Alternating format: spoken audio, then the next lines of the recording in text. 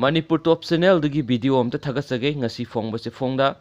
COCOMI na Amit Shah ga unanaba thorang tokre. Union Home Minister na Manipur gi CSO sing lusing basinga unanaba matam pirakraba matungda ngasi COCOMI na Home Minister Amit Shah ga unanaba thorang tokre haidi. Hiram asigi matangda fangba pauna hai hayeng numidang pung 10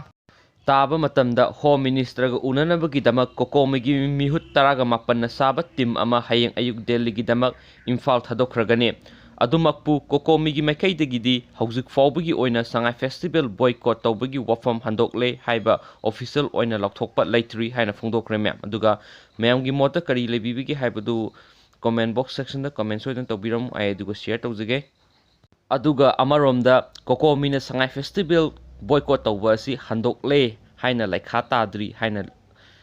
thamningba mali moi wafam jiko share mayam video si sai lusinjarge and thank you.